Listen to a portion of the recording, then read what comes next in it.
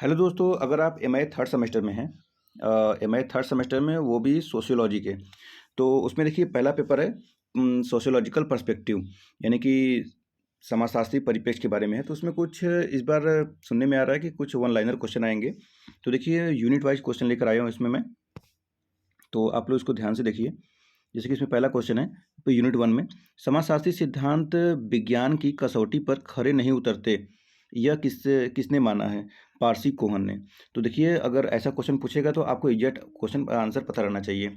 Answer पता रहेगा तभी आप इसका आंसर दे सकते हैं। कुछ 1-2 नंबर के क्वेश्चन ऐसे आएंगे, हो सकता है आए ना भी आए, लेकिन आप लोग इसको पढ़ के जाइए। ठीक है। दूसरा क्वेश्चन है, सिद्धांतों की रचना हेतु आवश्यक कच्चा माल कौन सा है? तो ये तथ्य है। तीसरा क्वेश्चन है, जिन वैज्ञानिक सिद्धांतों का संबंध सामाजिक घटनाओं से होता है वह क्या कहलाते हैं? तो वह समाजशास्त्री सिद्धांत। चौथा क्वेश्चन है, सर्वप्रथम समाजशास्त्र शब्द को वैज्ञानिक रूप में किसने प्रस्तुत किया था?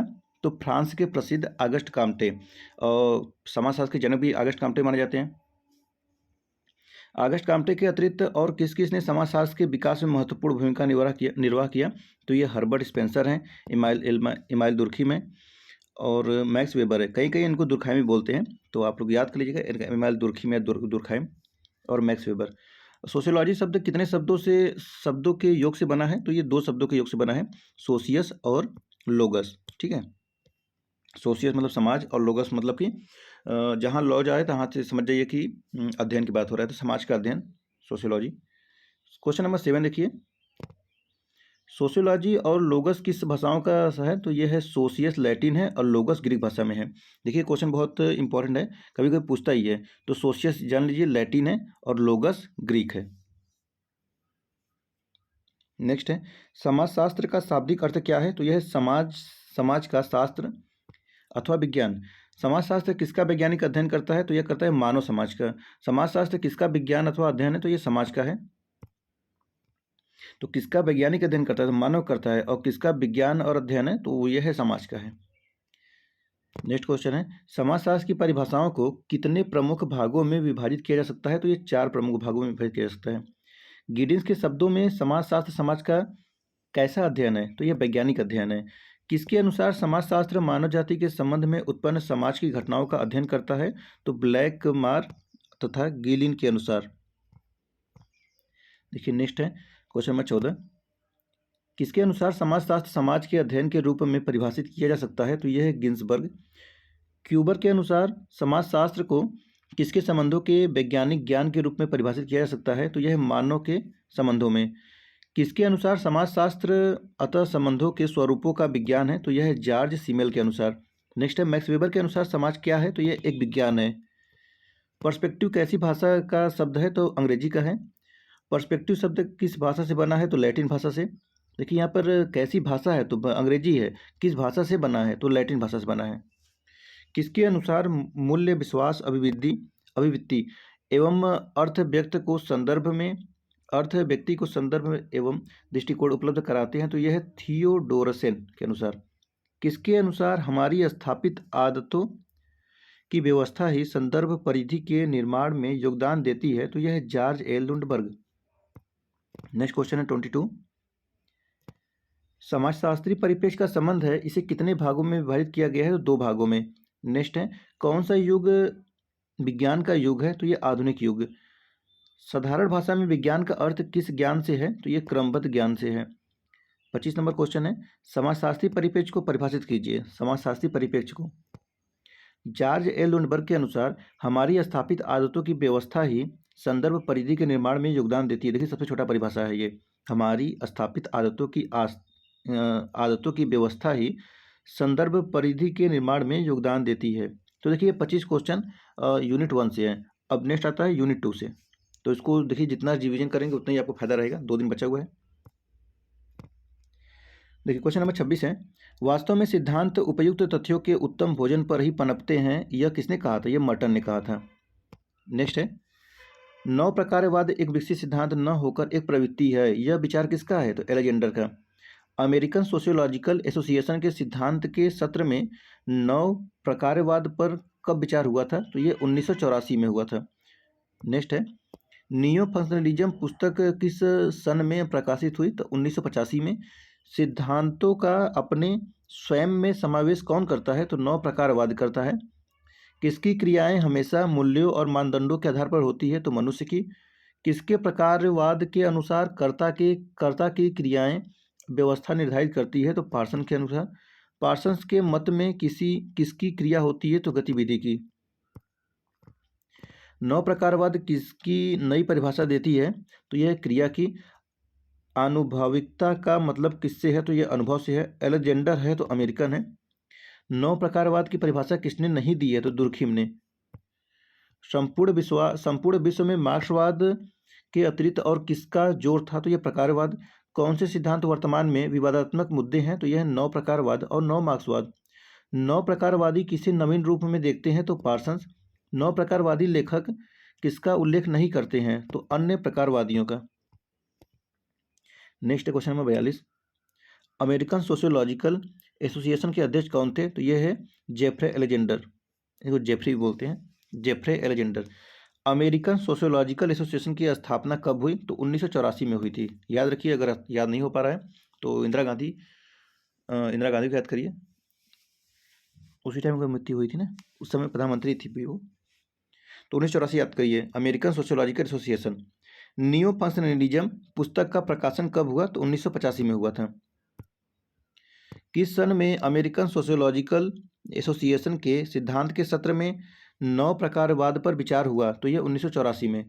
किसने 1985 ईस्वी में स्वयं द्वारा संपादित पुस्तक नियो फंक्शनलिज्म प्रकाशित की? तो यह जेफ्रे एलेक्जेंडर ने। 9 प्रकारवाद किसके निर्माण के स्तर पर है? तो यह वर्तमान के। 9 प्रकारवाद का प्रारंभ सन 1984 ईस्वी में किस देश में हुआ था? यह जर्मनी में हुआ था। 9 प्रकारवाद प्रारंभिक चरण में कहाँ तक सीमित रहा? तो यूरोप तक। पार्सन सन 1979 ईस्वी में किस विश्वविद्यालय में अपने एक सम्मान समारोह में गए? तो यह है हेडलबर्ग विश्वविद्यालय। 9 प्रकारवाद का यह सैद्धांतिक तर्क वास्तव में किसकी देन है? 9 प्रकारवाद का यह सैद्धांतिक तर्क वास्तव में किसकी देन है? तो एलेक्जेंडर की देन है। पार्सन कौन है? तो यह अमेरिकी समाजशास्त्री हैं, अमेरिका के हैं, ठीक है।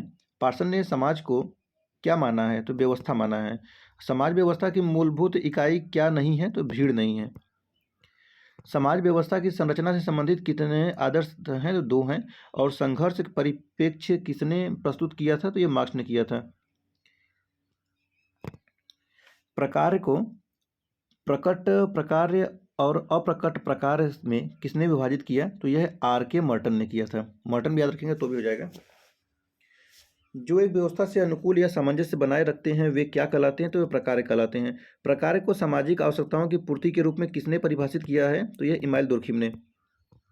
प्रकारवाद का सर्वप्रथम उल्लेख किस विद्वान ने अपनी पुस्तक प्रिंसिपल्स और ऑफ सोशियोलॉजी में किया है? तो यह R.K. मर्टन ने किया था। समाज व्यवस्था की उप व्यवस्था क्या नहीं है? तो यह अपराध। समाजशास्त्र की प्रकार शब्द का प्रयोग 19वीं सदी में किसने किया? तो ये हर्बर्ट स्पेंसर ने किया है। प्रकार शब्द का प्रयोग सर्वप्रथम किसने किया? किसने किया नहीं, कब किया यहाँ पे होगा, कब किया, कब हुआ था? तो ये 1893 में। नेक्स्ट है, मर्टन के अनुसार प्रकार शब्द का प्रयोग कितने अर्थों में किया जा सकता है? तो 5 अर्थों में। प्रकारात्मक परिप्रेक्ष्य को ही समाजशास्त्री परिप्रेक्ष्य किसने माना है? तो यह है किंडले डेविस ने। प्रकारात्मक परिप्रेक्ष्य का प्रणेता किसे कहा जाता है? तो हर्बर्ट स्पेंसर को। प्रकारात्मक विश्लेषण में समाज को एक सावयव किसने माना है? तो यह दुर्खिम ने। संरचनात्मक प्रकारवाद विश्लेषण विधि किसकी एक महत्वपूर्ण विधि है? तो समाजशास्त्री अध्ययन। टार्कस पार्सन का नाम विशेष रूप से किससे जुड़ा हुआ है? तो यह प्रकारात्मक परिप्रेक्ष्य से। यंत्रवादी विचारक किसे माना जाता है? तो यह पेरेटो को। फिर नेक्स्ट है, पार्सन कैसे समाजशास्त्री हैं? तो ये आधुनिक प्रकारवादी हैं। देखिए अब इतने यूनिट 2 में थे, अब आता है आपका यूनिट 3। किसके शब्दों में तथ्यों का वर्गीकरण, उनके क्रम तथा सापेक्षित महत्व की मान्यता विज्ञान का कार्य है? तो यह कार्ल पियर्सन के शब्दों में। निजाति पद्धति शास्त्र शब्द का सृजन किसने किया है? तो यह है हेरोल्ड गारफिंकल। गारफिंकल ने अपनी किस पुस्तक में निजाति पद्धति शास्त्र की विवेचना की है? तो यह गारफिंकल ने अपनी की थी स्टडीज इन इथनोमेथोडोलॉजी में निजाति पद्धति शास्त्र की विवेचना की है। परंपरागत संरचनावाद का जन्म कहाँ हुआ था? तो यह फ्रांस में हुआ था। भाषा और विचार को संरचना मूल आधार मानते हैं, तो यह यूरोपीय संरचनावादी। संरचनावाद का उदय किस देश को माना जाता है? तो यह फ्रांस में। फेनेमो फेन यहाँ पर फेनोमेनोलॉजी शब्द का प्रयोग सर्वप्रथम किसने किया था? तो यह है एडमंड हुसर्ल ने। The phenomenology of the social world पुस्तक के लेखक? तो यह Alfred Schulze. Social construction of reality पुस्तक के लेखक कौन थे? तो यह है बर्जर एवं लाकमैन। कौन सा विज्ञान उपर्युक्त दृष्टिकोण को अस्वीकार करता है? तो यह लोक विधि विज्ञान। कौन लोक विधि विज्ञान का प्रवर्तक थे? तो यह है हेरोल्ड गारफिंकल। एडमंड हुसर्ल द्वारा उनकी प्रख्यात पुस्तक ideas introduction to pure phenomenology किस सन में प्रकाशित हुई? तो यह 1913 में हुआ था। चलिए क्वेश्चन नंबर 84 है, किस शब्द का प्रयोग सर्वप्रथम एडमंड हुसर्ल की प्रख्यात पुस्तक में किया गया है? तो यह फेनोमेनोलॉजी का। हुसर्ल का प्रघटनावाद किसने लिखा है? तो यह प्रोफेसर टिमासेप। जर्मनी के प्रसिद्ध समाजशास्त्री कौन थे? Alfred Schulze. किस देश में उनकी पुस्तक the phenomenology of the social world का अंग्रेजी में अनुवाद किया हुआ? तो अमेरिका में। सामाजिक दुनिया को अर्थपूर्ण बताने और उसके संबंध बताने के लिए किस पद्धति का प्रयोग करते हैं? तो यह प्रलेख पद्धति का प्रयोग करते हैं। चलिए देखिए 3 खत्म हो गया। अब यूनिट 4 है। अगर यूनिट 4 से क्वेश्चन पूछेगा तो ऐसे पूछेगा कि उत्तर संरचनावाद अथवा नव संरचनावाद किसमें विकसित एक नवीन अवधारणा है? तो यह समाजशास्त्र। कौन एक प्रबुद्ध फ्रांसीसी समाजशास्त्री है? तो माइकल फोकाल्ट किन किन से संबंधित है? तो संरचनावाद और उत्तर संरचनावाद से हैं। फोकाल्ट को उत्तर संरचनावादी के साथ साथ क्या माना जाता है? तो ये उत्तर आधुनिकवादी। शक्ति के उद्गम एवं विकास पर जिस कार्य को किया है उसे क्या माना जाता है? तो शक्ति का वंशावली। फोकाल्ट किसके विरोधी हैं? तो ज्ञान के संस्कृतिकरण के। समाजशास्त्री फोकाल्ट ने किस जगत के अनेक पक्षों पर कार्य किया है? तो यह सामाजिक जगत के। विद्वानों ने संरचनावाद आलोचना कर उसे क्यों नकार दिया था? तो यह दोषों के कारण। चलिए 4 क्वेश्चन और है। तो देखिए यहाँ पर कौन सी विचारधारा भी सामाजिक संगठन के अस्तित्व को स्वीकार करती है? तो मार्क्सवादी विचारधारा। उत्तर संरचनावाद की 2 विशेषताएं बताइए। तो पहला है उत्तर संरचनावाद वस्तुनिष्ठता पर जोर देता है। दूसरा है उत्तर संरचनावाद का जन्म परंपरागत संरचनावाद में संशोधन के परिणाम स्वरूप हुआ है। नेक्स्ट है संरचनात्मक प्रकारात्मक विश्लेषण विधि किस अध्ययन की एक महत्वपूर्ण विधि है? तो यह समाजशास्त्री अध्ययन की। लास्ट क्वेश्चन है किसके विचार से प्रकार्य किसी सामाजिक क्रिया का परिणाम है? तो यह है कोजर के। तो देखिए ये MA 3rd सेमेस्टर जो कि सोशियोलॉजी का है, तो ये इसमें पहला पेपर था। अब नेक्स्ट वीडियो दूसरा पेपर लाया जाएगा जो कि ऐसे ही शॉर्ट रहेगा। एक शॉर्ट वीडियो एक लॉन्ग वीडियो ऐसे ही है। तो अगर आप लोग देखना चाहें तो प्लेलिस्ट ओपन कर दे सकते हैं। तो जाइए प्लेलिस्ट ओपन करिए और वीडियो अच्छा लगे तो वीडियो को लाइक चैनल सब्सक्राइब कर लीजिए। चलिए हम लोग फिर मिलते हैं नेक्स्ट वीडियो में। Thank you so much.